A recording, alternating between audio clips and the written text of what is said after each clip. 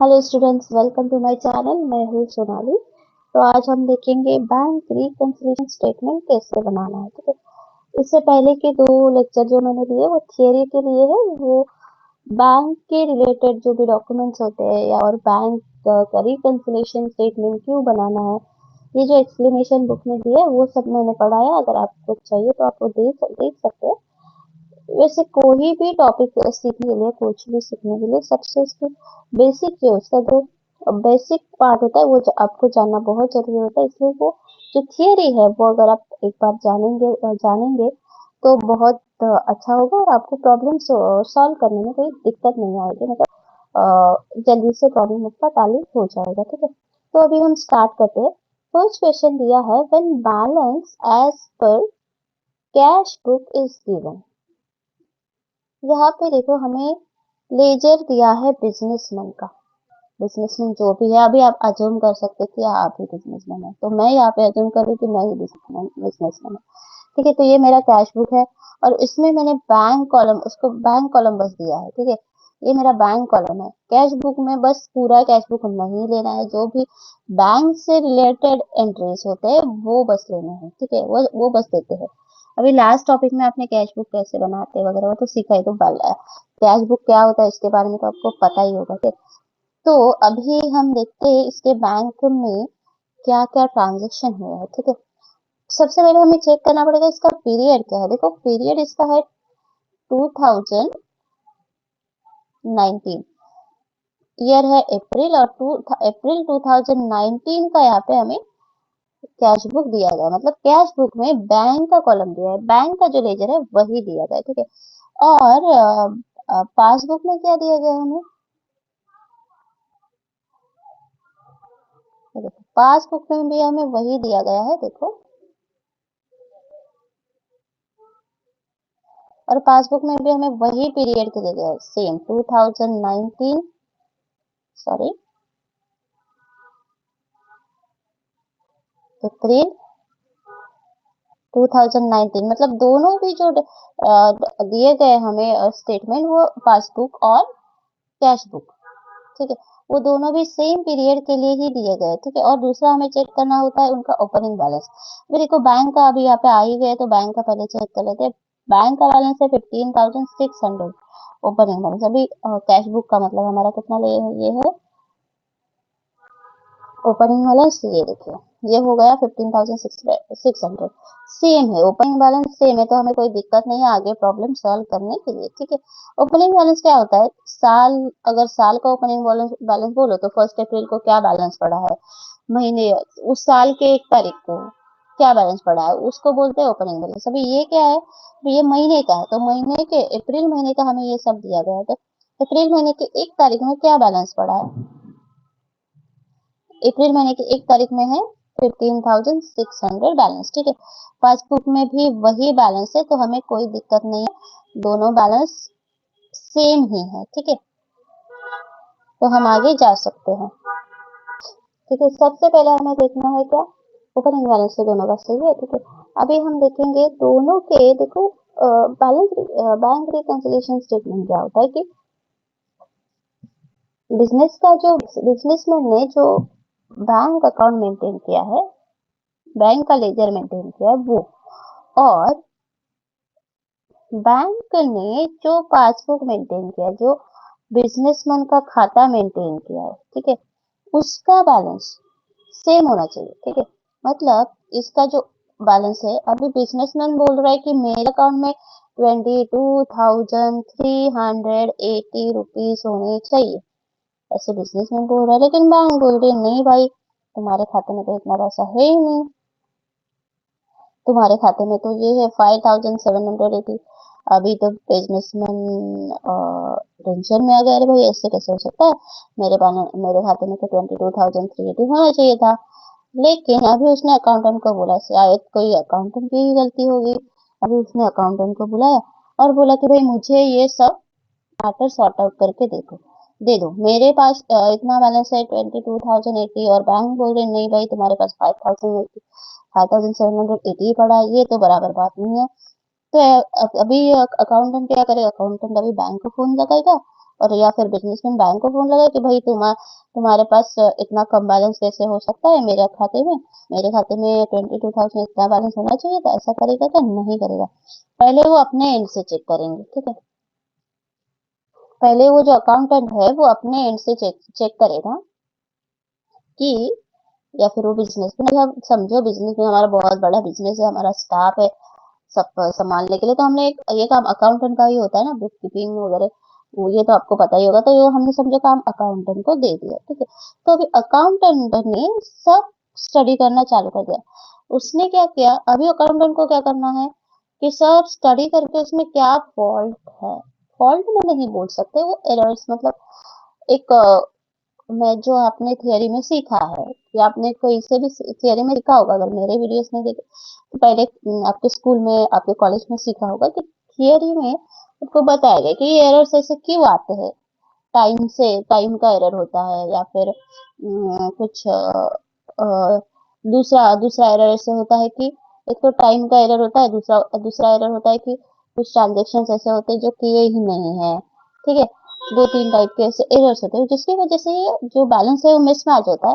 कई एक्चुअली इसका main reason होता है, मतलब ये रिकंसिलेशन करने का, कि फ्रॉड, अगर कुछ फ्रॉड हो रहा है आपकी कंपनी में, आपका जो अगर कैश का कुछ मिस यूज हो रहा है, तो वो आपको पता चलता है, ठीक है। इसलिए ये रिकंसिलिएशन स्टेटमेंट बनाते हैं।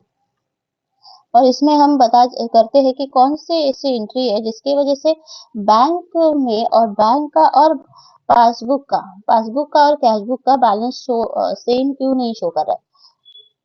कैशबुक का इन द सेंस बैंक का, जो बिजनेसमैन ने या फिर अकाउंटेंट ने जो बैंक मेंटेन की है उसके ऑफिस में, वो बैलेंस, और बैंक ने बैंक ने उस पर्टिकुलर बिजनेस का जो खाता उसके बैंक में मेंटेन किया है, उसका बैलेंस सेम होना चाहिए, ठीक है। तो bank is equal to office. मैं इसे आपको समझने के लिए बोल रही हूँ, ऐसा कुछ बुक में दिया नहीं है, लेकिन प्रैक्टिकली आपके दिमाग में उसकी इमेज आने के लिए, उसको लॉजिकली समझने के लिए मैं आपको ये बता रही हूँ, ठीक है।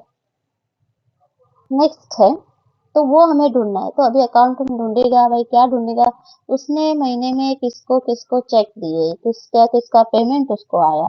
देखो, चाहे सब जो चेक आया तो क्या, चेक आया तो डायरेक्ट बैंक में नहीं आएगा ना, चेक आएगा तो पहले कहाँ पे आएगा, पहले अकाउंट में, मतलब अकाउंटेंट के पास आएगा, उस कंपनी में आएगा, कुरियर से आएगा या कोई बंदा लेके आएगा। समझो वो चेक आ गया तो अकाउंटेंट क्या करेगा, अपने यहाँ पे एंट्री करेगा, अपने सिस्टम में एंट्री करेगा, ठीक है। तो उसने एंट्री करी है, देखो यहाँ पे किसी का चेक आया है, किसी आनंद करके है, उसका चेक आया, ठीक है। आनंद का चेक उससे मिला है, तो उसकी अमाउंट कितनी है, 5,200। तो ये 5,200 की एंट्री बैंक में हुई है क्या, वो उसको चेक करना पड़ेगा। देखो, अभी हम बस इतना ही लेते हैं, ठीक है। और यहाँ पे एक बात आपको ध्यान रखनी है कि जो ये देखो, ये अपोजिट डायरेक्शन में जाता है। देखो, जो कैश बुक की रिसिप्ट्स है वो डेबिट साइड में एंट्री होती है, और पासबुक में वो रिसिप्ट्स क्रेडिट साइड में एंट्री होती है। देखो यहाँ पे से, तो ये जो कॉलम है, डेबिट साइड का कॉलम हमें क्रेडिट साइड में चेक करना पड़ेगा, ठीक है। अभी देखो,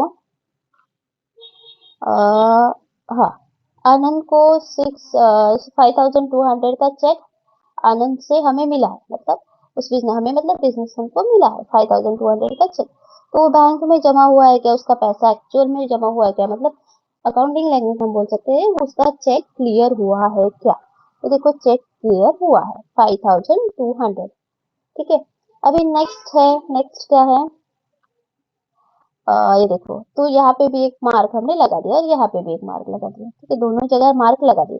नेक्स्ट है टू कैश, ये देखो टू कैश 4,000, यहाँ पे 4,000 रुपीज का कैश डिपॉजिट किया है, दोनों तरफ एंट्री है, तो ये भी एंट्री बराबर है।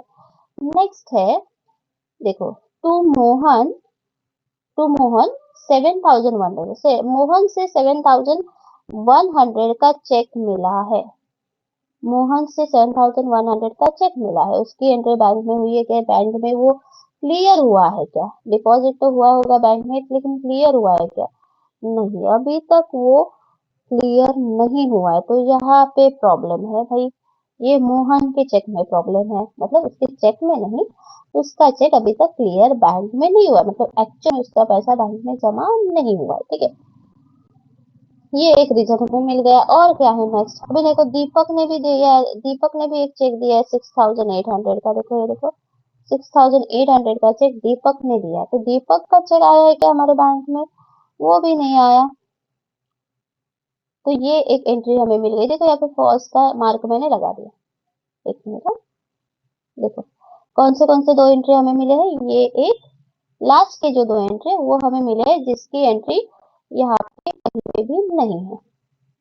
तो यहाँ पे दो हमें मिल गए, दो एंट्रीज ऐसे मिल गए जिसकी एंट्री अभी तक पासबुक में हुई नहीं। पासबुक में हुई नहीं, इसका मतलब ये हुआ है कि पासबुक में वो चेक क्लियर नहीं हुए, बैंक में वो चेक क्लियर नहीं हुए, इसलिए वो एंट्रीज नहीं बता रहे, ठीक है।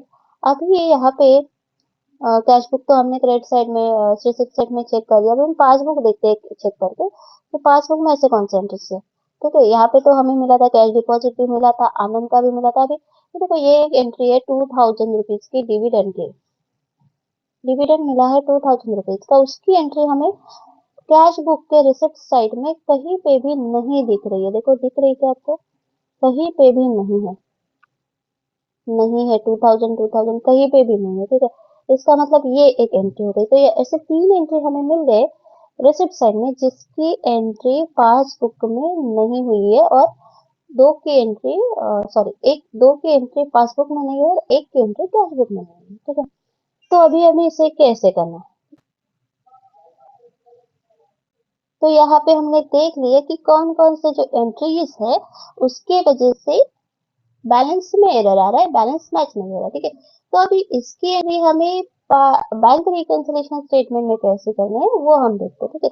सबसे पहले हम ये जो स्टेटमेंट बना रहे हैं वो पासबुक से हिसाब से बना रहे हैं। पासबुक में सॉरी कैश बुक के हिसाब से बना रहे हैं। कैश बुक में कितना बैलेंस पड़ा है? 22,380, ठीक है। 22,380 पासबुक में हमारे, कैश बुक में हमारे बैलेंस पड़ा है, तो हमें वो पासबुक के हिसाब से मैच करना है, ठीक है। कि भाई पासबुक बोल रहा है इतना बैलेंस है, तो क्यों इतना बैलेंस है। तो सबसे पहले हमें ऐड वो चीजें करनी पड़ेगी जिसकी वजह से उस अदर बुक का, यहाँ पे बुक में दिया है अदर बुक का, बैंक एक अदर पार्टी है, ठीक है, इसलिए उसको अदर बुक बोला है। बैंक एक अदर पार्टी है, अदर बुक का, बैंक के बुक का पासवर्ड, बैंक के बुक का बैलेंस बढ़ रहा है, पासबुक का बैलेंस बढ़ रहा है। उसका पहला रीजन हमने ढूंढ लिया है, वो है देखो ये डिविडेंड, 2,000 का डिविडेंड हमारे पासबुक में जमा हुआ है, उसकी वजह से तो बैलेंस बढ़ रहा है। लेकिन वो पासबुक में जमा ही नहीं हुआ, सॉरी कैश बुक में जमा ही नहीं हुआ। अकाउंटेंट को पता ही नहीं है भाई, वो कितना बेपरवाह अकाउंटेंट है, उसको पता ही नहीं कि उसको डिविडेंड मिला मिला है उसके कंपनी को, ठीक है। ये तो पता होना चाहिए, ठीक है। तो यहाँ पे हम एंट्री करते हैं क्या, एड डिविडेंड। ये जो डिविडेंड है ना वो डायरेक्टली बैंक में जमा हुआ है, इसलिए वो शायद इसको पता नहीं है, नया होगा शायद वो। जो अकाउंटेंट है collected by bank, sorry it's just a part of joke, लेकिन ऐसे होता है। ये जो पेमेंट्स आते हैं, या फिर अगर आप एक्चुअल में अकाउंटेंट का जॉब करना चाहोगे, तो ये जो सब चीजें होती है ना, इसके लिए कोई एक्सक्यूज नहीं होता है कि वो डिविडेंड मुझे आया पता ही नहीं। वो सब ट्रैक अकाउंटेंट को रखना पड़ता है कि भाई कितने तारीख को डिविडेंड आएगा, या फिर कोई पेमेंट का स्टैंडिंग इंस्ट्रक्शन दे के रखा है तो वो कितने तारीख को होगा, या उसका हुआ कि नहीं वो कंफर्म करना, वो सब अकाउंटेंट को वैसे अकाउंटेंट की ही वो जिम्मेदारी होती है, ठीक है। तो यहाँ पे add dividend collected by bank appearing appearing in passbook, ठीक है। Add dividend collected by bank appearing in passbook only लिखना बहुत जरूरी है, ठीक है। ओनली मतलब डिविडेंड जो मिला है वो बस पासबुक में ही उसकी एंट्री हो चुकी है, कैश बुक में हुई नहीं है। बैंक मतलब बिजनेस के खाते में उसकी एंट्री नहीं हो रही, वो अमाउंट कितनी है 2,000, उसकी वजह से इसका बैलेंस, बैंक का बैलेंस बढ़ा हुआ है 2,000 से, ठीक है। वो अच्छी बात है ना, ठीक है। 2,000 रुपए मिले हमें, ठीक है। और क्या ऐड करना है हमें, अभी तो ये रिसिप्ट्स कॉलम में कोई ऐसी चीज नहीं है जो हमें ऐड करनी है। अभी ये देखो, जो दूसरी दो चीजें हमें मिली थी वो क्या है, आनंद और सॉरी ये हाँ, मोहन और दीपक। मोहन और दीपक को चेक दे के रखा था, सॉरी मोहन और दीपक, दीपक से हमें चेक मिला था, लेकिन जो हमें यहाँ पे लेस करनी पड़ेगी। देखो तो नीचे लिखना है हमें लेस, क्या लेस करना है, cheques, cheques deposited but not yet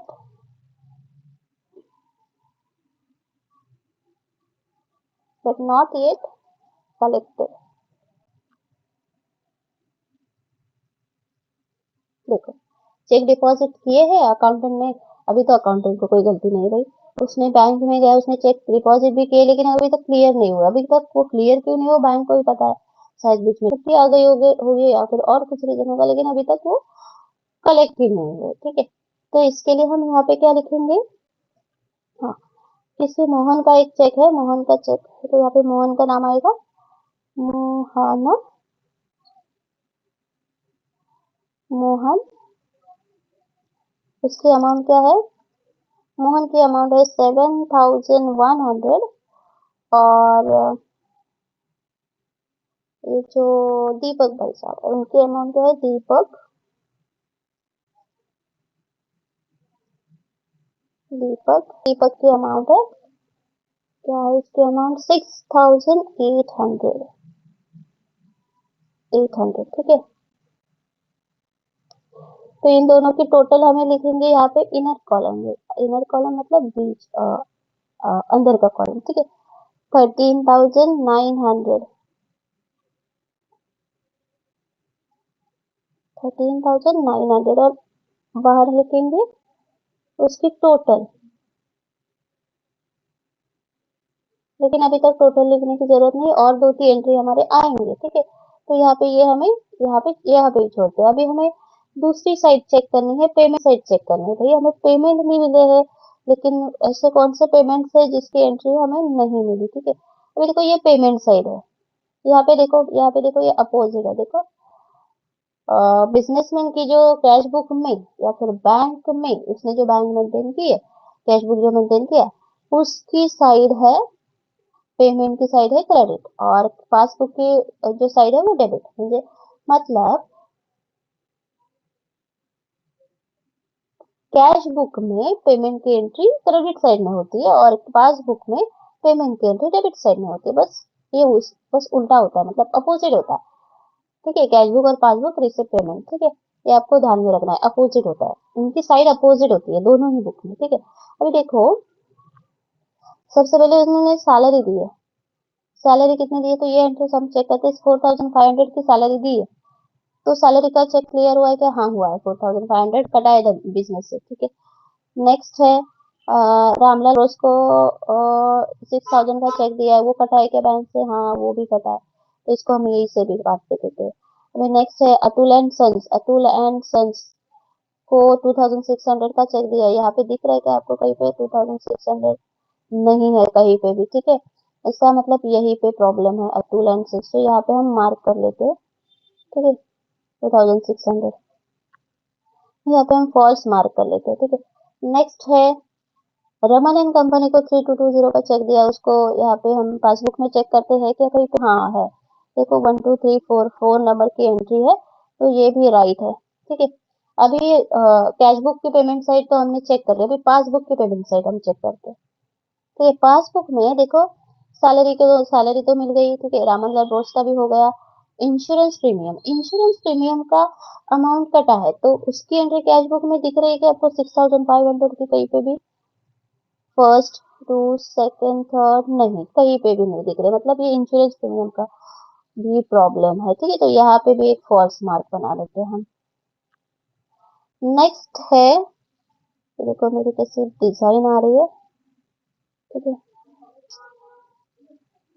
Raman and company, Raman and company का तो हो गया। ठीक है, बैंक चार्जेस देखो कटे हैं, बैंक चार्जेस कटे हैं भाई 800 के, और बैंक ने हमें बताए नहीं, अपने आप चार्जेस हमारे काट लिए। हाँ, तो इसकी भी एंट्री नहीं हुई, इसमें कोई अकाउंटिंग की गलती नहीं है भाई।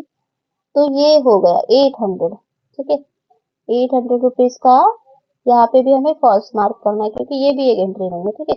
तो अब हम दोनों साइड में देखेंगे तो कैश बुक में ऐसी एक एंट्री है जिसकी एंट्री पासबुक में नहीं है, ठीक है। यहाँ पे एक एंट्री है और यहाँ पे कितने, 2 एंट्री है, ठीक है।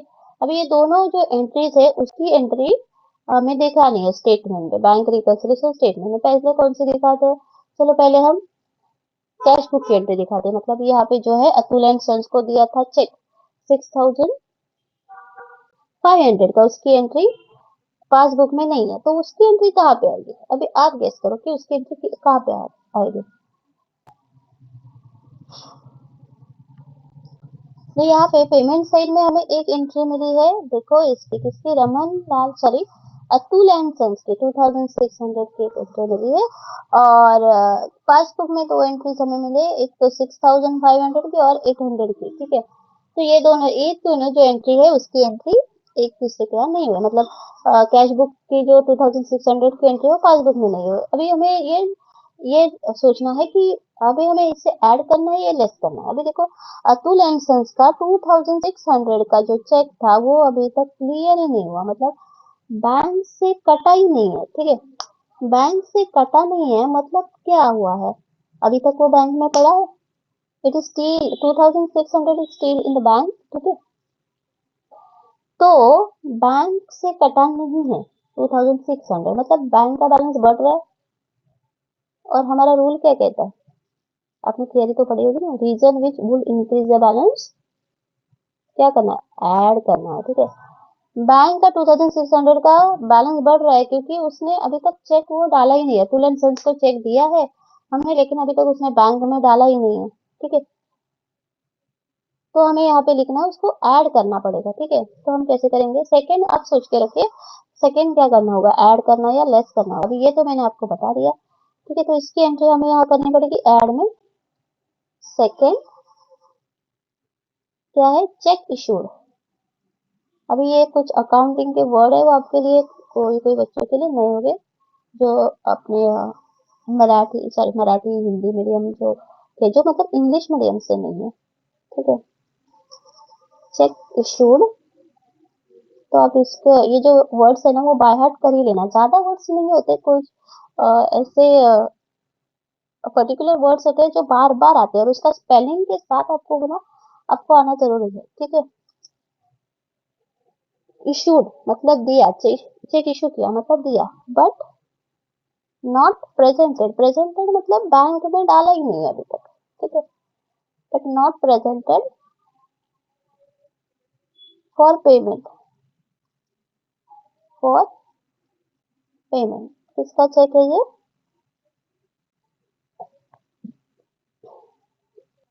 Atul and sons, Atul and sons, ठीक है। अतुल एंड सन्स का अमाउंट क्या है उसकी 2600, तो भाई 2600 इसकी अमाउंट है, ठीक है। ये हो गया, ठीक है। ये एंट्री तो मैंने आपको बताई, अभी आगे की एंट्री भाई आपको बतानी है, ठीक है। आगे की एंट्री क्या है, आगे की जो हमने दो ऐसे एंट्रीज देखे जो पासबुक में उसकी एंट्री है लेकिन कैश बुक में नहीं है।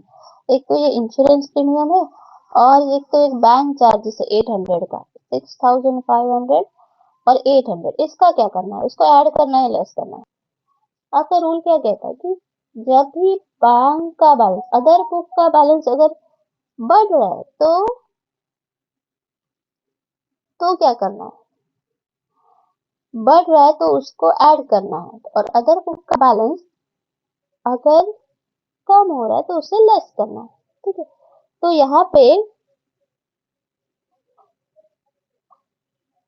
6500 का जो बैलेंस है वो कटा है बैंक से, उसकी वजह से क्या हो रहा है, बैलेंस कम हो रहा है ना। बैंक चार्जेस कटा है 800 का, उसकी वजह से क्या हो रहा है, दोनों की वजह से बैलेंस कम हो रहा है, तो इसकी वजह से वो हमें क्या करना होगा, लेस करना होगा, ठीक है।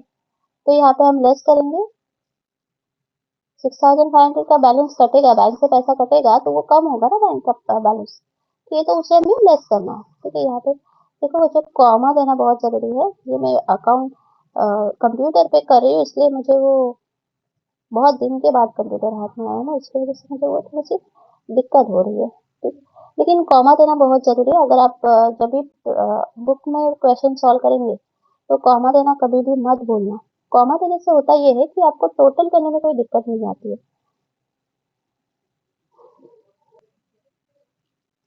ठीक है, सेकेंड रीजन है इसका, सॉरी, हाँ सेकेंड क्या है, हाँ तो हमें ये अकाउंटिंग वर्ड में कैसे लिखना है। अब ये इंश्योरेंस प्रीमियम पेड हो गया, और लेकिन अकाउंटेंट को पता ही नहीं है। बैंक चार्जेस 800 का पेड हो गया, लेकिन कट गया, लेकिन पासबुक में, कैश बुक में उसकी एंट्री नहीं। तो हमें लिखना है यहाँ पे इंश्योरेंस प्रीमियम। इंश्योरेंस, ये बिजनेसमैन ने स्टैंडिंग इंस्ट्रक्शन दे के रखा है बैंक को कि भाई मेरा इतने तारीख को इंश्योरेंस प्रीमियम है, इतने तारीख को इतना इतना अमाउंट आएगा 6500, तो वो आपको अपने आप से दे देना है। ठीक है, मुझे वो झंझट ना देना चाहिए, तो आप वो दे दो। ठीक है, तो उसने बैंक ने वो दे दिया। तो यहाँ पे लिखना है insurance premium paid by bank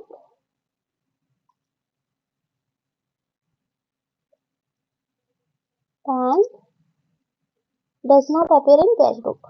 does not appear मतलब दिख ही नहीं रहा है। अपीयर, डिसअपीयर आपको पता ही होगा ना, गायब होना, दिखना, उसी appear, this not appear in cash book. कहाँ पे नहीं दिख रहा, कैश बुक में नहीं दिख रहा है। ठीक है, अभी ये तो एक एंट्री हो गई, और सेकेंड एंट्री क्या है, और क्या लेस करना, हाँ इसका अमाउंट कितना है हमारा, इसका अमाउंट है 6500। ठीक है, सॉरी वापस मैं कॉमा देना भूल गई, 6500। ठीक है, और नेक्स्ट क्या है, थर्ड नंबर का, थर्ड नंबर में क्या है, थर्ड नंबर में है bank charges appearing in passbook only. ठीक है, ऐसे लिखना है, क्योंकि देखो यहाँ पे हम नहीं लिख सकते पेड किया, बैंक ने पेड किया लेकिन कैश बुक में नहीं पेड किया, ऐसे नहीं लिखते, क्योंकि बैंक के जो चार्जेस वो बैंक ने ही काटे हैं। ठीक है, तो वो अकाउंटेंट को बताया उन जरूरी नहीं है। ठीक है, तो bank charges appearing in passbook only ऐसे ही हमें लिखना है। ठीक है, बैंक चार्जेस अपीयरिंग, बैंक ने अपने काम का पैसा ले लिया, इसका मतलब इन पास, इन पासबुक ओनली। ठीक है, ये होगा कितने अमाउंट है भाई इसकी, 800। ठीक है, कॉमा के साथ लिख लेते हैं 800। अभी इसकी टोटल कितनी करनी है, अभी देखो सारे एंट्रीज तो हमारे हो गए दोनों साइड पे चेक करके। ठीक है, अभी हम देखते हैं हमारा बैलेंस मैच हो रहा है क्या। अभी हमें लिखना है यहाँ पे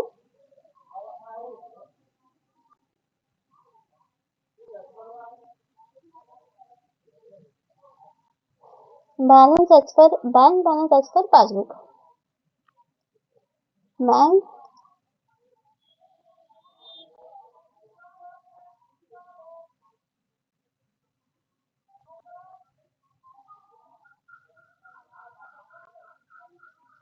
bank balance as per passbook, passbook के हिसाब से कितना बैलेंस होता है, 5780। अभी हम देखते हैं उतना हो रहा है क्या। देखो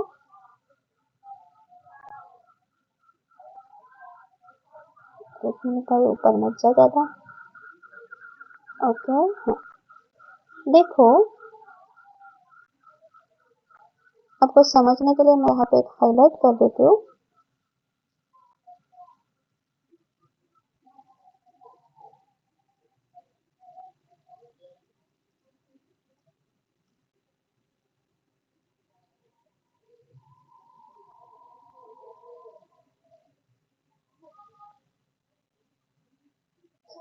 यहाँ पे टोटल कितना आएगा, 4600, ठीक है, ये दोनों का टोटल हो जाएगा कितना, 4600, 4600। ये जो कॉलम है अमाउंट का, उसको हम सॉरी टोटल करेंगे, तो इसका कितना मिलेगा हमें, 4600। तो यहाँ पे लिखना है हमें 4600, ठीक है, 4600 मिल गया। तो अभी यहाँ पे हमें देखो, वापस कॉमा देना भूल गई मैं, 4600, 4600, ठीक है। अभी इसका जो, अभी हमें क्या करना है, ऐड करना है, ठीक है। ऐड करना मतलब देखो, यहाँ पे 22,380 में 4,600 ऐड करेंगे तो हमें मिलेगा कितना, 26,980, 26,980, ठीक है, इतना तो हमें मिल गया। अभी हमें देखना है कि क्या हो रहा है भैया। हाँ, अभी लेस जो करना है उसकी टोटल कितनी हो रही है हमें मिल गई। अभी ये 800 यहाँ पे क्यों चला गया, तो भी इधर आ चलो, साइड में नहीं आ रहा है, नहीं बोल रहा है, नहीं आना है उसका। 800, चलो ऐसे ही लिख लेते हैं इसको, 800। अभी आ गया देखो, इसको कॉमा नहीं चाहिए था। अभी यहाँ पे हम लिखते हैं कितनी अमाउंट आएगी यहाँ पे, टोटल अगर हम करेंगे तो इसकी टोटल हमें मिलेगी 13,900 प्लस 6,500 प्लस 800 करेंगे तो यहाँ पे टोटल हमें मिलेगी 21,200, ठीक है। अभी हो गया हमारा। लास्ट में हमें क्या करना है, लास्ट में हमें इसको जो है ना, इससे माइनस करना है, ठीक है, इसको माइनस करना है, ये माइनस ये दोनों को, ठीक है। तो देखो, माइनस करेंगे अगर हम तो हमें कितना मिलेगा, जीरो का आएगा हमारा 0, 8, यहाँ पे तो हमें मिलेगा 5,780। अभी देखो बैंक के हिसाब से हमें मिल गया बैलेंस, ठीक है। तो ये हमारा हो गया है टैली,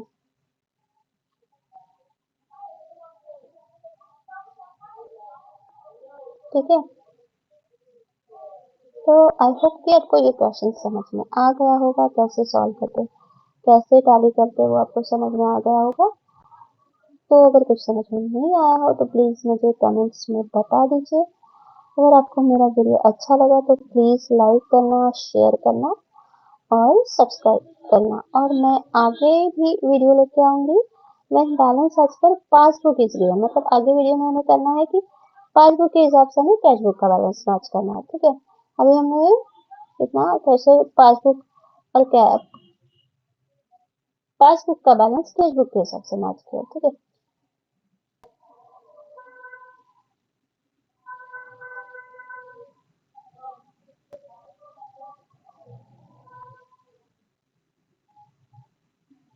देखो इस तरह से हमारा